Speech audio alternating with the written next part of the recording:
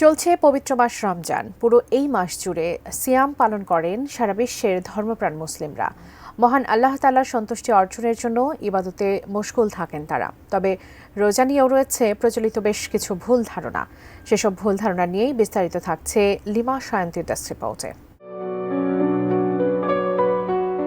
আপাতদৃষ্টিতে রোজা সহজ এবং সাধারণ একটি ধর্মীয় আচরণের বিষয় হলেও সমাজে এটি নিয়ে বেশ কিছু ভুল ধারণা প্রচলিত।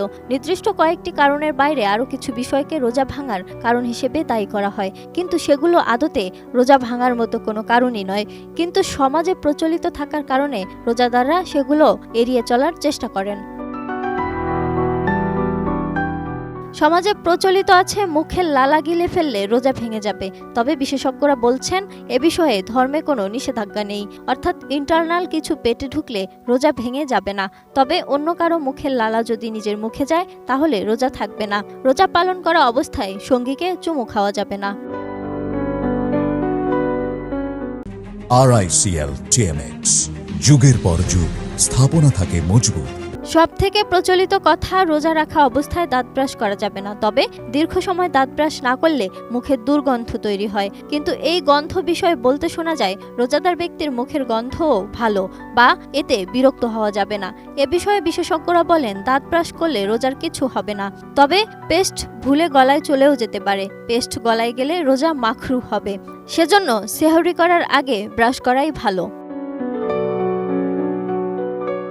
নখ কিংবা চুল কাটা যাবে না, এটাও একদম ভুল কথা, কারণ এগুলোতে তো রক্ত প্রবাহিত হচ্ছে না। আর এগুলো সাধারণত দিনের বেলাতেই মানুষ করে এবং রোজাও দিনের বেলাতেই রাখতে হয়। তবে দাড়ি কামানোর সময় লক্ষ্য রাখতে হবে যে গাল কেটে গিয়ে রক্ত না গড়ায়। রোজা থাকা অবস্থায় সুগন্ধি বলতে আতর ব্যবহার করা যাবে। এটা নবীর সুন্নত। যুগে যুগে নবী রাসূলরা আতর ব্যবহার করে গেছেন। এটা ব্যবহারে কোনো নিষেধ নেই। তবে পারফিউম ব্যবহারের বিষয়ে এক ধরনের সতর্কতা আছে এবং ব্যবহার করা থেকে বিরত থাকলেই বেশি ভালো হয়। এছাড়াও মনের ভুলে ভরপেট খাবার খেলেও রোজা ভেঙে যাওয়ার কথা ইসলামে বলা হয়নি। এতে রোজা মাখরুহ হতে পারে। রোজা ভেঙে যাবে যদি ব্যক্তি ইচ্ছা করে পান আহার করে। মুখের খাবার নেয়ার পর যখনই মনে আসবে তখন ফেলে দিতে হবে, আর গিলে ফেলা যাবে না।